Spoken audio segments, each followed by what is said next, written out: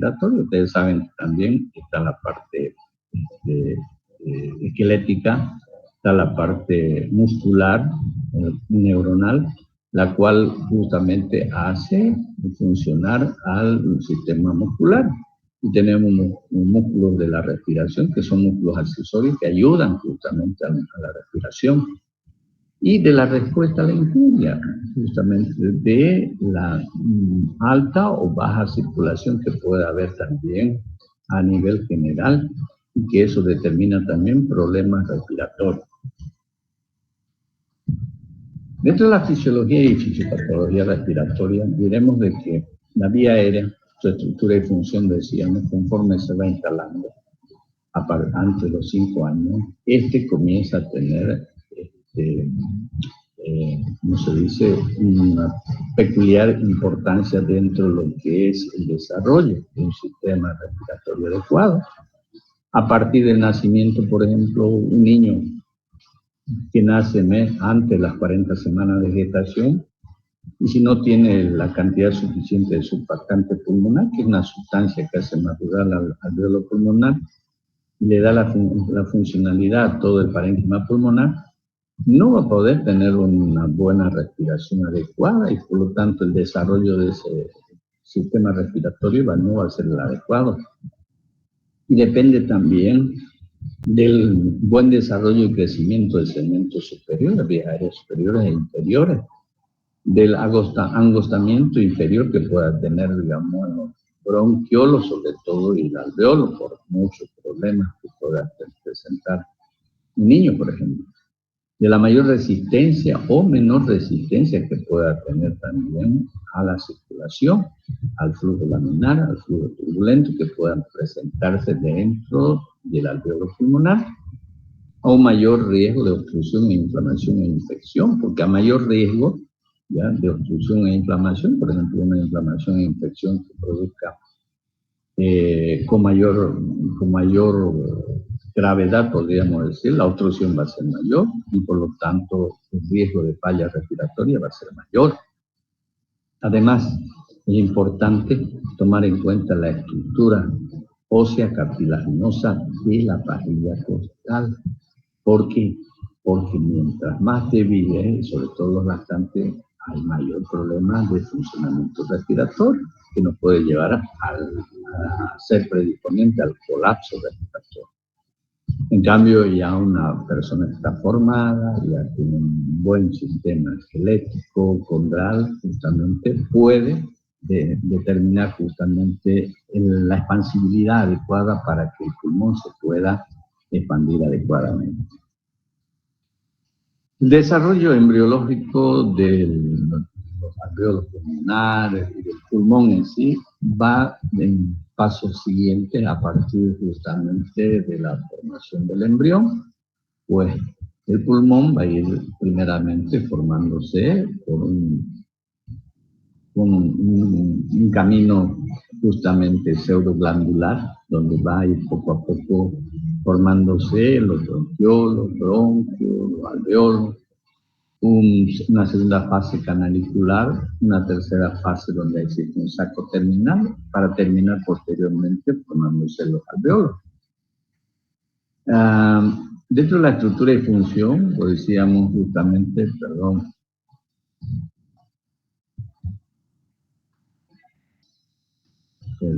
yendo para atrás.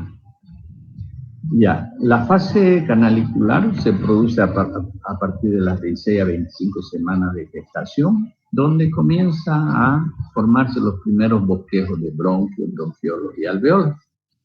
También se produce un desarrollo vascular a partir de una vasculogénesis, a partir de los angioblastos de novo. Esto va a determinar justamente de que si está a partir de los angioblastos se tiene una fase previa que es la angiogénesis, que son genes persistentes para la formación de los vasos.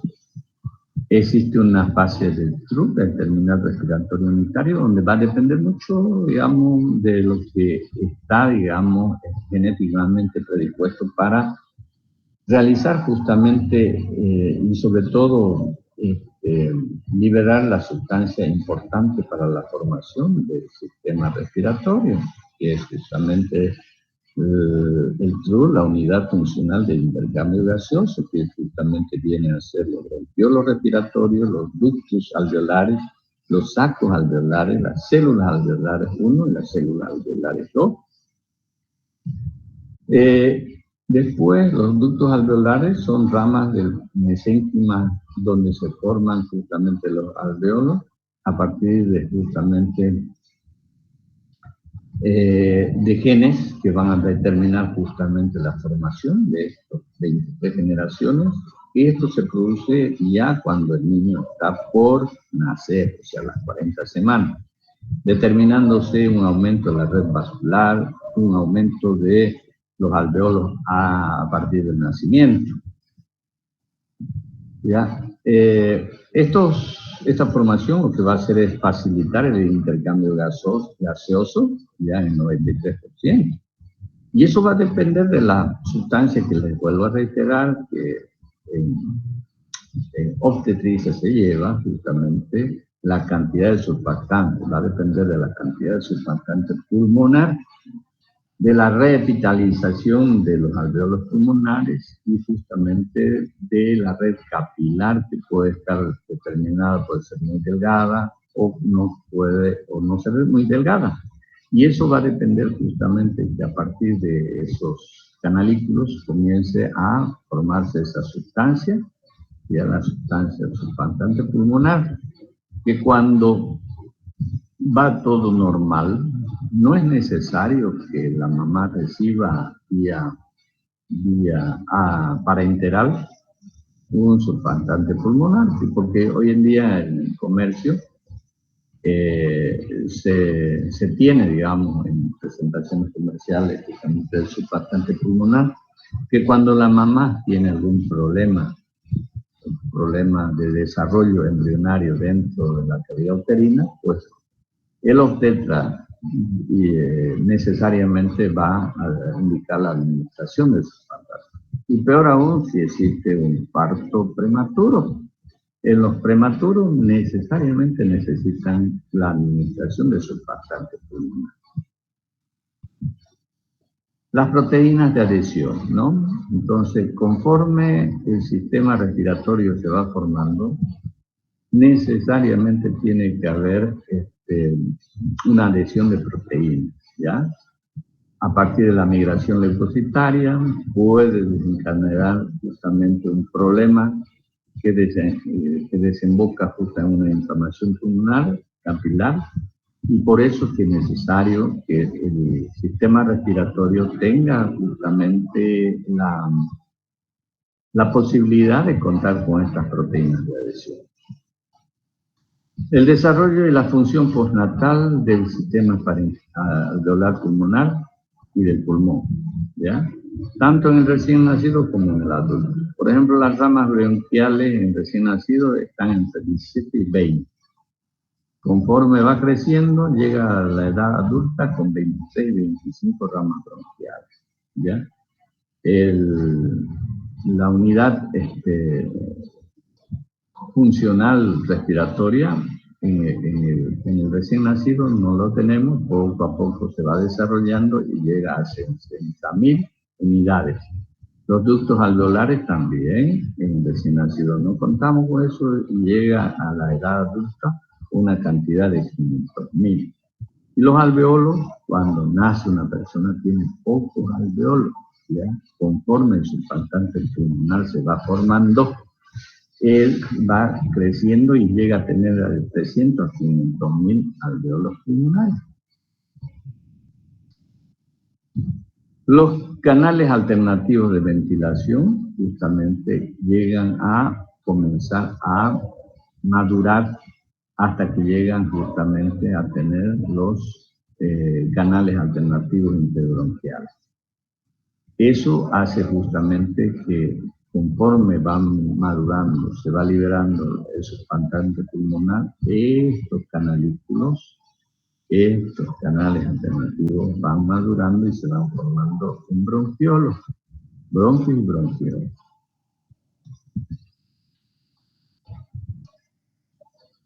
El flujo sanguíneo y el movimiento de los fluidos pulmonares. ¿Por qué acaso estamos repasando lo que ustedes en anatomía y en fisiología hayan llevado? Dentro de la fisiología y fisiopatología respiratoria tenemos que tomar en cuenta el flujo de la sangre y el movimiento de los fluidos pulmonares, que puede ser diferente de una persona a otra, dependiendo cómo se desarrolla el sistema respiratorio. Puede el paciente o la paciente tener, digamos, tendencia a tener, digamos, siempre retención o ultravasación de líquido circulante en sangre, que pues, es el plasma, lo que determina que muchas personas tengan tendencia a tener el edema pulmonar. ¿Por qué tienen tendencia a ver el edema, a presentar edema pulmonar? Por un aumento de presión intraalveolar, que puede ser por un aumento de presión por problemas cardiológicos también, por un shock cardiogénico, por aumento de la permeabilidad de los capilares pulmonares, por un aumento justamente de la filtración del líquido en el pulmón, que va a depender sobre todo de la gradiente oncótica, o sea, las presiones oncóticas, de los vasos arteriales al intersticio. ¿Ya? Presión hidrostática, o sea, va a depender de la presión hidrostática más la presión de proteínas osmóticas, lo que eso justamente determina que pueda haber una alteración en el flujo normal de la circulación alveolar y sanguínea en capilares, que puede haber desde 10 a 20 ml por hora hasta 500 ml por día. El edema pulmonar hidrostático, ya hablando justamente de una alteración fisiopatológica en el funcionamiento circulatorio pulmonar, justamente puede determinarnos justamente un edema intersticial, primero poco notorio, poco frecuente, para después ya presentar las líneas de Bakerley, una dificultad respiratoria leve, cuando la presión arterial, digamos, hidrostática puede llegar a tener entre 14 y 20. Puede haber una situación donde los ganglios linfáticos están aumentados de tamaño, donde el paciente va a tener ya bastante retención de líquido en el parénquima pulmonar, presentando edema, y el paciente va a tener pues, signos de hipoxia. Aquí la presión va a estar aumentada de 25 a 30 milímetros de mercurio. El edema pulmonar por permeabilidad. Cuando existe mucha permeabilidad de la pared vascular, de los vasos capilares, sobre todo en el árbol pulmonar, se da porque existe un daño pulmonar agudo, ¿ya? Puede haber aumento justamente de ciertos contenidos proteínicos, va perdiéndose el gradiente oncótico y comienzan a aparecer las nosas, o sea, los daños. Aparecen estas proteínas CPK, las CK, puede haber una infección. Estas, por si acaso, estas nosas, las CPK, CK, son citoquinas que libera nuestro sistema inmunológico. Puede haber un edema pulmonar por una infección, ¿ya? Es el caso, por ejemplo, del COVID, cuando existe neumonía y no deja circular. La sangre después tiene que buscar por dónde circular y por lo tanto se produce un flujo de sangre del espacio intravascular, el espacio intersticial, lo que determina justamente el edema. Sepsis puede haber por causa de intoxicación o por broncoaspiración, también puede haber. ¿Qué es la broncoaspiración? ¿Alguien puede ayudarme? ¿Qué es la broncoaspiración?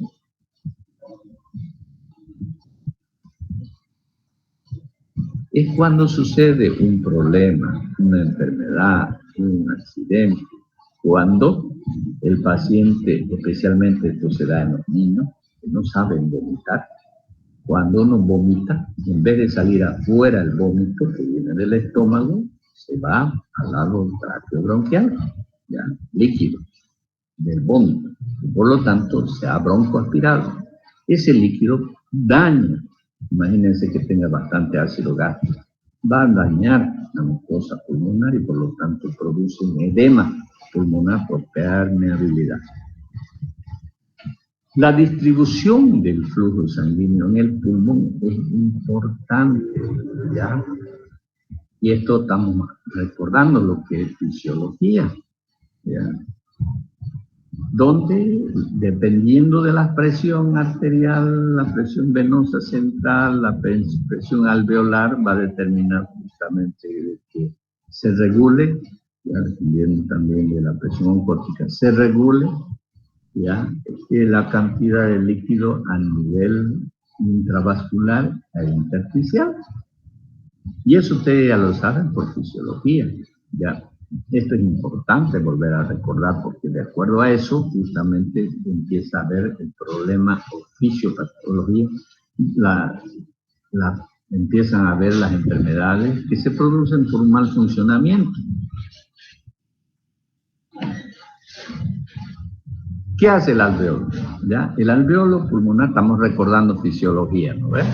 ¿Qué hace el alveolo pulmonar? El alveolo pulmonar, en el alveolo, mejor dicho, se produce esta sustancia que es el surfactante pulmonar, que es una sustancia que requiere justamente el alveolo pulmonar para poder madurar. Un alveolo pulmonar maduro tiene todas las características para poder realizar la hematosis en forma adecuada. Un alveolo pulmonar inmaduro no va a realizar la misma función y por lo tanto el niño, todo en el niño, va a haber problemas respiratorios. El niño siempre va a estar con cianosis, va a tener disnea, va a tener dificultad e insuficiencia respiratoria. Entonces, el surfactante, a partir de una disminución de la tensión superficial en la interfase aire-agua, de la superficie alveolar comienza justamente la formación. Comienza a ver la formación a partir de las proteínas hidrofílicas, ¿ya? SPA, SPD, que son las colectinas, que son sustancias que se forman justamente en la mucosa del alveolo. Es la secreción de la mucosa alveolar. Y esto se va formando en respuesta del sistema inmunológico, sobre todo de la inmunidad innata pulmonar, con lo que nace uno, ¿ya? El nacimiento. Por lo tanto, eso ayuda bastante. Por eso todo niño maduro que ha nacido después de las 40 semanas de gestación, con bastante peso, con buen Apgar, etcétera, etcétera, por supuesto que va a tener una buena cantidad de surfactante pulmonar y no va a necesitar que se le administre artificialmente, digamos, el surfactante. Pero uno que nace antes de tiempo, en forma prematura, de bajo peso, la mamá no se alimentaba bien, etcétera, etcétera, va a tener disminución del surfactante. Y es importante que en este esquema, por ejemplo, veamos justamente que tiene que ver mucho la permeabilidad del vaso capilar. El intercambio gaseoso pulmonar. El intercambio gaseoso pulmonar va a requerir un movimiento eficiente del gas que se mueve desde la atmósfera, fuera del organismo humano, hacia el alveolo. Tiene que haber una interfase aire-capilar. Entre el ingreso del aire, ya por las fosas nasales, la tráquea, el bronquio, hacia el alveolo, y haber justamente el trabajo con el capilar. Depende mucho también de los capilares sanguíneos, de la presión que pueda tener, y va a haber justamente la presión que pueda haber en la sangre. La ventilación alveolar juega un papel importante en el intercambio pulmonar, gaseoso pulmonar. El 25% del aire inspirado no participa del intercambio gaseoso, ¿ya? La velocidad de conducción en el alveolo es importante porque siempre hay un espacio muerto anatómico, ¿ya? La ecuación alveolar de gases va a depender de la gradiente justamente de la presión de oxígeno y la presión de dióxido de carbono. Va a detectar defectos de oxigenación. y por lo tanto es necesario que tenga el alveolo pulmonar una presión entre 5 y 15 milímetros de mercurio, donde eso va a ayudar a mezclar el oxígeno con el sistema venoso bronquial y pulmonar. La gradiente A, que es justamente un resultante justamente de la presión arterial oxígeno y la presión del alveolo, ¿ya? Puede depender mucho de la hipoventilación. Cuando uno no está ventilando bien, pues va a haber problemas justamente en el intercambio gaseoso. De la obstrucción de las vías aéreas, ya puede haber una obstrucción en vía aérea superior, vía aérea inferior, de las alteraciones de la circulación del aire, de las alteraciones de la velocidad de conducción que pueda tener, ¿ya? Y de la hemoglobinopatía, o sea, de las alteraciones de la hemoglobina.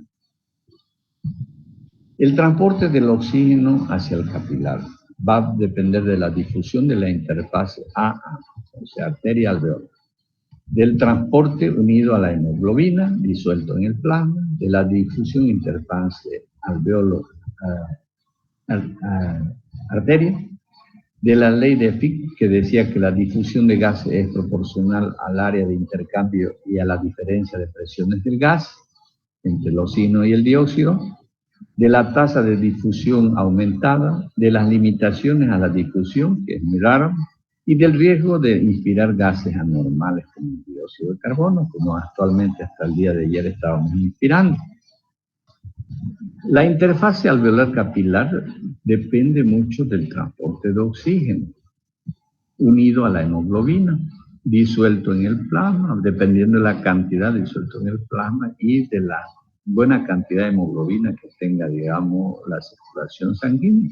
Por eso es que los pacientes anémicos prácticamente, como no tienen mucha hemoglobina, siempre están con problemas de oxigenación y problemas justamente de dificultad respiratoria. Se cansan bastante porque no tienen la suficiente hemoglobina.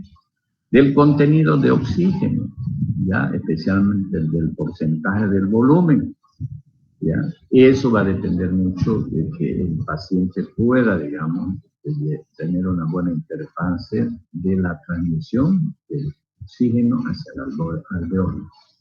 Del transporte del dióxido de carbono disuelto en la sangre, que puede ser entre el 5%, de la presencia de bicarbonato en la sangre, que puede ser el 90%, de la agregación en el transporte de dióxido con hemoglobina y dióxido.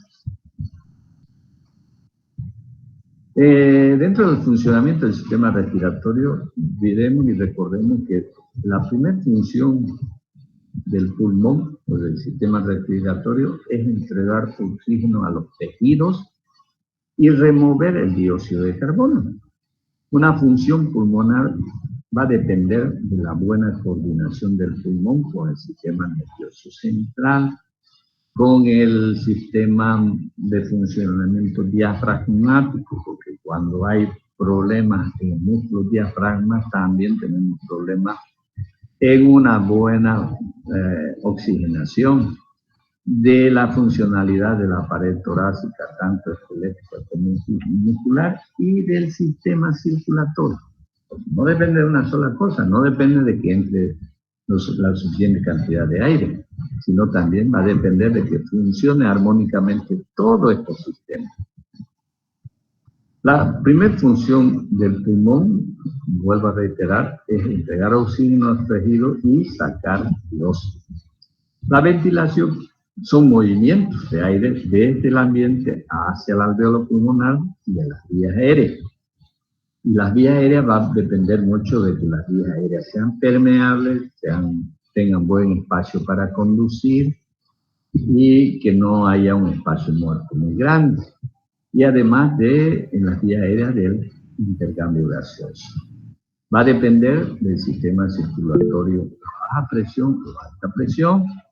Cuando hay muy alta presión, pues genera también un problema funcional que es el edema agudo del pulmón y también del intercambio gaseoso, ¿no?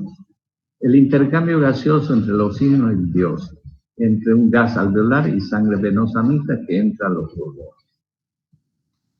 La fisiología del sistema respiratorio, vuelvo a reiterar, depende mucho de lo que es el funcionamiento de los músculos respiratorios, de los volúmenes pulmonares que puedan ingresar al torrente circulatorio pulmonar, de las propiedades elásticas de los vasos capilares, arteriales y venosos del sistema circulatorio pulmonar, del compliance y elastancia, o sea, de la complacencia y de la elasticidad de las paredes vasculares, de la resistencia que pueda tener, digamos, el sistema circulatorio al flujo sanguíneo, de los cambios, porque si hay bastante resistencia, pues no va a haber buen intercambio gaseoso, de los cambios dinámicos en el calibre de las vías aéreas durante la respiración, de las interacciones pulmón-pared torácica, del constante de tiempo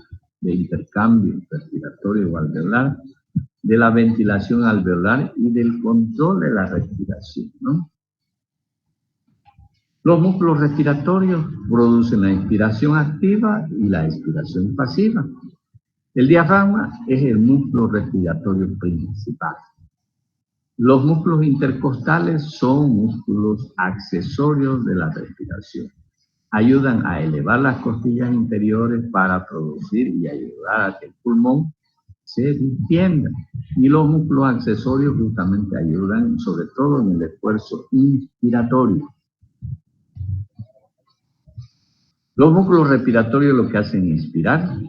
La inspiración es menos efectiva en los lactantes. El tórax circular de corte transversal se puede producir. Por eso que nosotros, los varones, por ejemplo, tenemos una forma de respiración torácica, de respiración, mejor dicho, y la mujer tiene otra forma de respiración, al igual que el niño.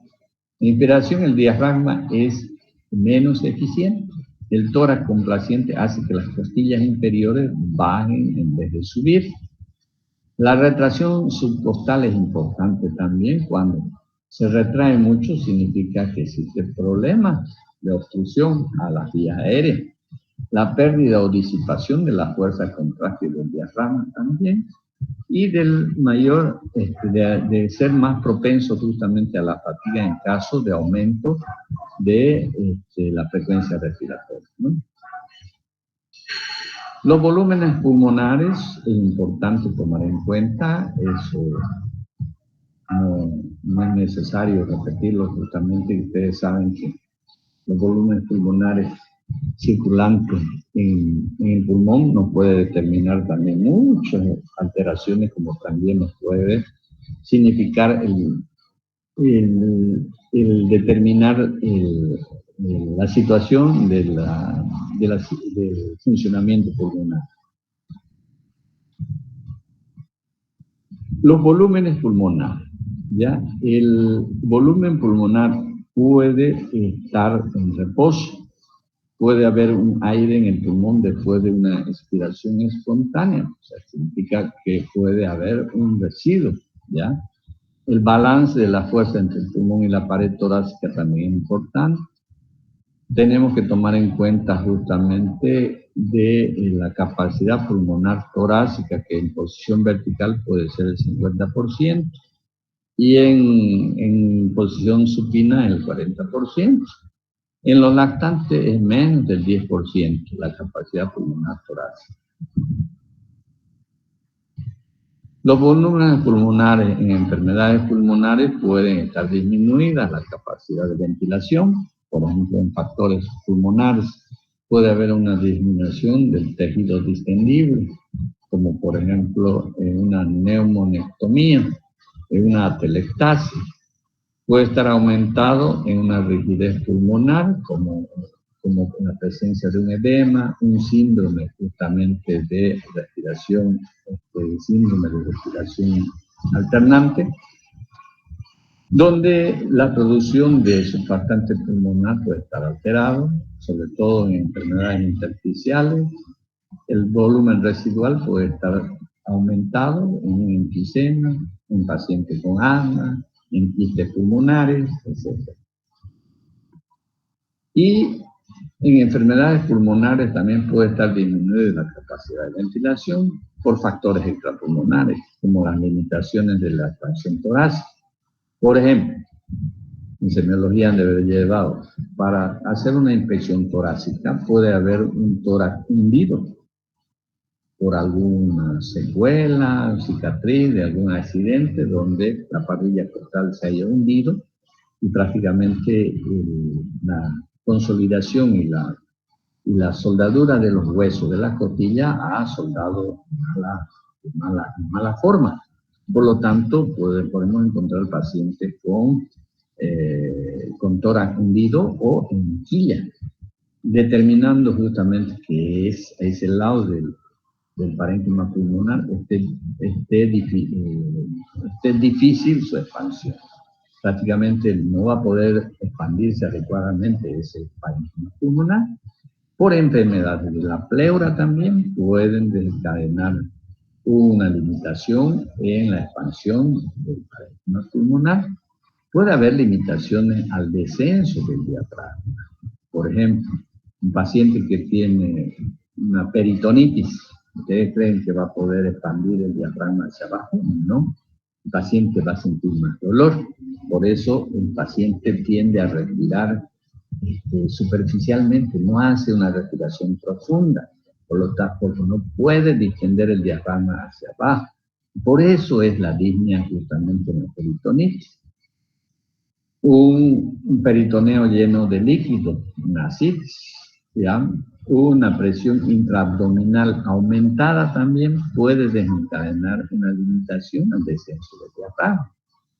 Por ejemplo, que haya pérdida por una perforación intestinal, aumenta la presencia de aire a nivel peritoneal, pues el diafragma no va a poder descender. Por una disfunción neurológica o muscular, por ejemplo, un dolor postquirúrgico, ¿ya? Por un trauma, fracturas costales, enfermedades neuromusculares, pueden producir una disfunción neurológica o muscular de todos los músculos de la parrilla costal, del diafragma y del accesor. Propiedades elásticas, porque pueden significar justamente una alteración del funcionamiento pulmonar. Una presión de retracción elástica, donde existe un aumento de la fuerza que se opone a la deformación. Una elastancia, por ejemplo, va a determinar un aumento de la fuerza, de la resistencia, y por lo tanto no va a poder expandirse adecuadamente el pulmón. De la dificultad o de la debilidad de los músculos respiratorios, que necesariamente tienen que vencer las fuerzas elásticas del pulmón y su pared, y por lo tanto no van a existir músculos respiratorios, los intercostales, el mismo diafragma, están débiles, no va a poder vencer la fuerza de resistencia que ponen las fibras del pulmón. La cantidad de surfactante es importante. Si la cantidad de surfactante pulmonar es bajo, ¿ya? La curva de complacencia va aumentando y la elasticidad a la inversa se vuelca. Por lo tanto, no hay una buena complacencia, no hay una elasticidad, y por lo tanto ese pulmón no se puede expandir. Los cambios de volumen que se producen en el segundo a cambio de presión justamente pueden modificar la complacencia y la estancia justamente del funcionamiento pulmonar. Una histéresis ya puede determinar también una alteración justamente en la elasticidad y la expansibilidad justamente, sobre todo de pulmón. Entonces, cuando el volumen pulmonar es mayor en inspiración que en expiración que en inspiración, o cuando es menor la presión de retracción en inspiración. La capacidad del volumen de reposo puede ocurrir justamente cuando se equilibran las presiones de la tracción elástica y de la pared torácica, lo que determina justamente una dificultad también en la expansión del pulmón. La resistencia al flujo va a depender de la impedancia, que es la resistencia elástica en la interfase gas-líquido, de la resistencia friccional tisular al gas también, y de la resistencia, sobre todo de las vías aéreas. Puede ser periférica, menor de 2 milímetros, o central, mayor a 2 milímetros. De la resistencia extratorácica, especialmente cuando existe problema a nivel de la garganta, en la glotis, un edema de glotis, por ejemplo, puede provocar una resistencia de las vías aéreas. Resistencia al flujo sanguíneo. Puede haber intervención del flujo laminar, puede haber un flujo turbulento, ¿ya? Un flujo laminar cuando el flujo de las vías aéreas está aumentado, ¿ya? Un flujo turbulento también se va a hacer turbulenta cuando aumenta justamente las vías aéreas, ese flujo de aire. Y se requiere mayor presión, principalmente en vías aéreas superiores o altas, sobre todo en la glotis. En flujo laminar va a haber justamente una resistencia al flujo en vías aéreas superiores o altas y una resistencia baja cuando existe justamente una igualdad o cuando el flujo laminar es inferior. Y alta, justamente va a haber una resistencia alta al flujo cuando existe aumento en la resistencia de vías aéreas superiores a altas.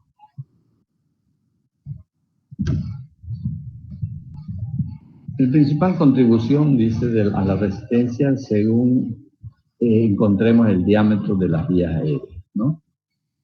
La interacción de pulmón-pared torácica es importante porque eso nos va a determinar justamente lo que significa el aumento o disminución de compliance, o sea, complacencia total. Y va a ser la suma de la complacencia pulmonar más de la pared torácica.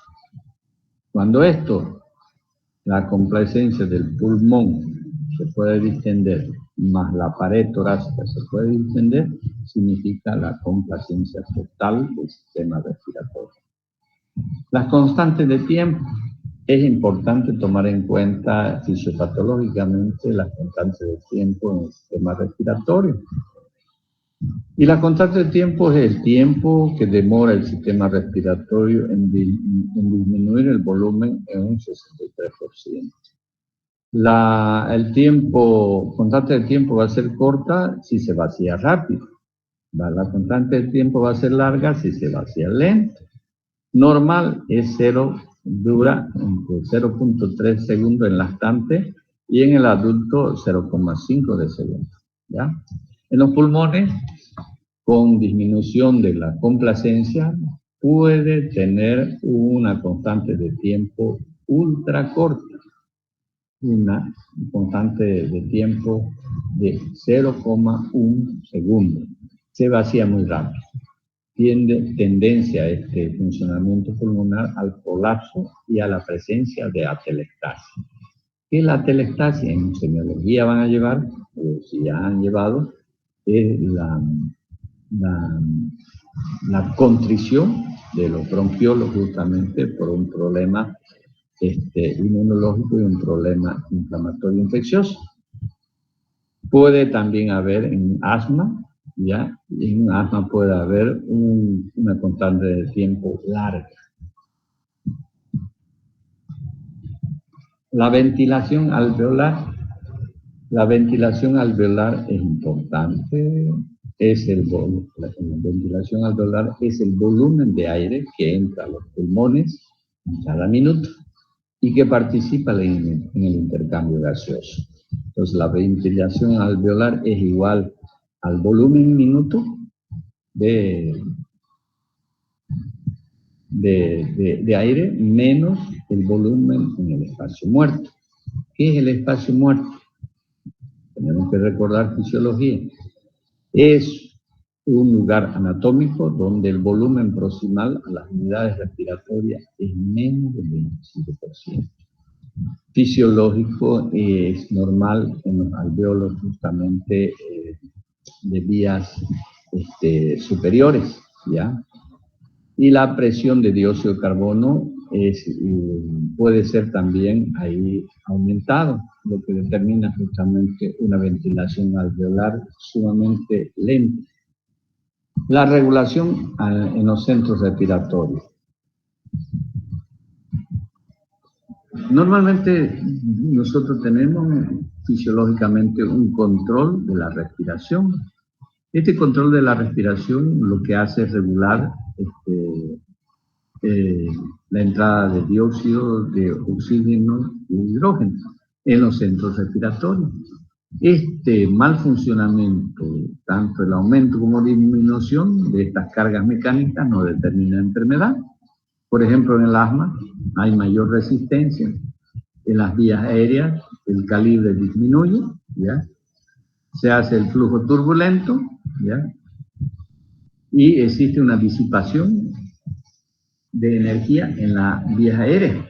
Por lo tanto, va a haber una respuesta al tiempo justamente de expiración, más el tiempo de inspiración, un aumento en el flujo inspiratorio.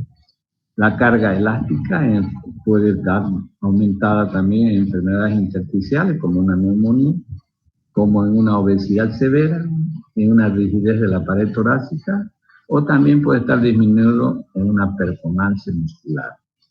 La respuesta justamente a estos problemas de enfermedades, problemas patológicos, es el aumento en la frecuencia respiratoria, en la taquirria. Por lo tanto, el paciente va a tener hipoxia. Es una presión arterial de dióxido de carbono neutra. Y por lo tanto, es necesario tomar en cuenta el tratamiento. Y el paciente va a necesitar esto, el respirador. Se puede provocar esta imagen que es justamente completamente lleno los alvéolos de otra secreción. Y el bebé necesita justamente una asistencia adecuada justamente respiratoria para poder mantenerse con vida. La insuficiencia respiratoria, como patología de todo lo que hemos hablado, ¿ya? La insuficiencia respiratoria es una entidad protagonista justamente en las unidades de cuidados intensivos, en la UCI. En la insuficiencia respiratoria es importante hacer el control de los gases en sangre. El examen más frecuente realizado es la gasometría. ¿Cuánto debemos pedir gasometría a un paciente? Cuando el paciente tiene hipoxia. Hipoxia, o sea, la cantidad de hemoglobina en sangre va a determinar justamente si el paciente está en hipoxia o no. Hipercapnia, cuando el aumento justamente de la frecuencia respiratoria determina el aumento de la apnea. ¿Qué son las apneas? Es el momento en el cual el pulmón deja de respirar, tanto no mete ni bota aire. Ese es el apnea. Y por lo tanto existe un aumento de estos momentos, existe un aumento, valga la redundancia, de estos momentos de mal funcionamiento del sistema respiratorio. Y va a depender también del intercambio de gases, ¿no?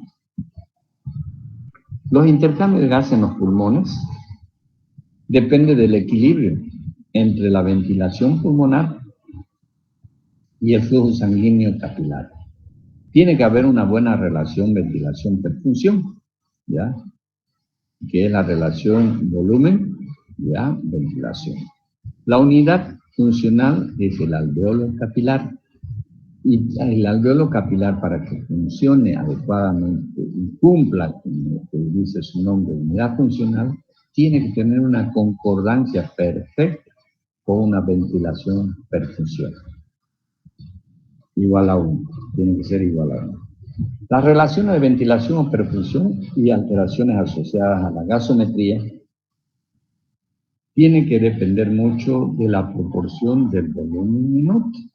que verdaderamente tiene que haber una buena concordancia en ese volumen minuto que ingresa al alveolo para que justamente la presión de oxígeno sea normal. Cuando existe un aumento al 1, la ventilación, o sea, comienza a aumentar la ventilación del espacio muerto y por lo tanto la presión de oxígeno disminuye y la presión de dióxido aumenta. En cambio, cuando es el espacio muerto disminuye su espacio, significa que existe una mezcla de sangre arterial con venosa y por lo tanto la presión de oxígeno disminuye y la presión de dióxido es normal o puede tender a disminuir también. La ventilación del espacio muerto normalmente es mayor a 1. La ventilación del espacio muerto no participa este espacio muerto en el intercambio gaseoso, o sea, no es un aire que se mantiene permanentemente ahí y que se recurre en caso necesario. El espacio muerto anatómico es la presencia de aire en las grandes vías respiratorias de conducción que no entra en contacto con los capilares. Y esto mayormente lo encontramos en un 50% a nivel de la faringe. El espacio muerto fisiológico es justamente la ventilación del espacio muerto. Normal, 20 a 30% de la ventilación total. ¿Ya?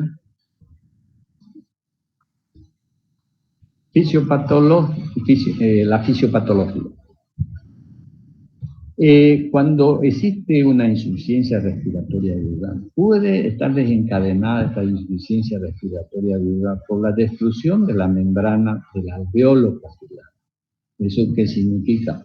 Puede destruirse por una inflamación, por una infección, por cualquier alveolitis, por cualquier neumonía que destruye la membrana del alveolo capilar, produciéndose un aumento del espacio muerto fisiológico, lo que está determinando justamente un daño pulmonar postviral que puede llegarse a presentar, por ejemplo, en un enfisema pulmonar. Fisiopatológicamente también en la insuficiencia respiratoria aguda, cuando hay un aumento en la ventilación del espacio muerto, puede ser por una disminución del flujo sanguíneo, determinando un bajo gasto cardíaco, por una sobredistensión de los alveolos, por ejemplo, por un volumen minuto iatrogénico, ¿ya?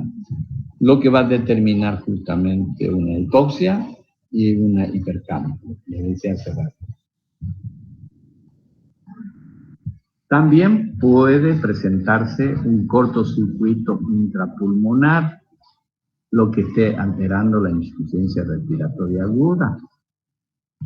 El volumen minuto más la vía aérea puede ser menor a 1, donde el flujo sanguíneo capilar es excesivo con respecto a la ventilación. No participa del intercambio gaseoso. Puede haber un cortocircuito verdadero, una fracción del gasto cardíaco normal menor al 10%, lo que va a determinar un cortocircuito intrapulmonar. Y va a haber una relación intrapulmonar entre la presión de oxígeno y la presión de dióxido de carbono. Va a haber una influencia del shunt intrapulmonar en la relación entre el flujo laminar de oxígeno con la presión de oxígeno. El diagnóstico y pronóstico cuando se presentan estos problemas, que va a depender de las variables derivadas justamente de la alteración del intercambio de gas, va a depender de la ventilación del espacio muerto, de la aparición del cortocircuito intrapulmonar, de la gradiente alveolo-arterio, de la presión de oxígeno, de la relación vía aérea arterial, digamos, de la presión de oxígeno más la presión de oxígeno y el espacio fisiológico, donde la cantidad de oxígeno del espacio. Entonces, la influencia sobre lo que es la circulación alveolar arterial de presión de oxígeno no determina justamente el funcionamiento intersticial de oxígeno. La proporción de presión arterial de oxígeno más la filtración intersticial de oxígeno se usa como cálculo indirecto de la presión de cortocircuito. La variabilidad de la gasometría. La gasometría es importante tomar en cuenta justamente cuando el paciente tiene estos problemas. ¿Qué nos va a determinar la gasometría? La presión de oxígeno y la presión de dióxido en las arterias sobre todo en las arterias, que puede tener cambios espontáneos sin cambios en la situación clínica del paciente. No hay que monitorizar de gases de rutina, sino es importante pedirlo cuando el paciente está por presentar cianosis, comienza con disnea de un momento a otro. Por lo tanto, en presencia de hipoxia, puede ser desencadenado por una hipoventilación, una disminución en la ventilación, donde la circulación de oxígeno alveolar arterial está la presión de oxígeno normal, la presión venosa de oxígeno normal, puede haber una discordancia del volumen minuto que en la presión alveolar arterial puede estar aumentado y en la presión venosa normal. Puede haber un desequilibrio justamente donde la presión alveolar arterial ha aumentado y en la presión venosa disminuye. Puede producirse cualquiera de estos y depende mucho de la interpretación de la gasometría que podamos hacer. La influencia de la alteración del volumen minuto sobre la presión de oxígeno venosa arterial es importante determinar. El diagrama del flujo para la evaluación de la hipoxemia es importante tomar en cuenta justamente para determinar si hay un trastorno neuromuscular, una hipoventilación de origen central o existe esta falla del desequilibrio ¿ya? Del intercambio gaseoso con la alteración del volumen minuto, que puede llevarnos justamente esta hipoventilación y trastorno neuromuscular a una hipoventilación alveolar y terminar en lo que significa la insuficiencia respiratoria aguda. La falsa hipoxemia justamente es una hipoxemia en una muestra de sangre arterial sin la correspondiente hipoxemia en la sangre circulante. Por lo tanto, eso se puede determinar por una oximetría de pulso. Y esto se puede llegar a presentar en pacientes que tienen leucemia con recuento de leucocitos superior a 100.000 leucocitos en 1 milímetro de sangre. Cuando el paciente tiene trombocitosis, puede haber una cantidad mayor a 1.000.000. ¿Ya? La hipercapnia, o sea, el aumento de intervalos de inspiración y respiración puede deberse justamente a una presión arterial de dióxido de carbono aumentado, más la presencia justamente de hiperpotasemia, lo que determina un aumento de producción de dióxido de carbono, una hipoventilación y un aumento de la ventilación del espacio.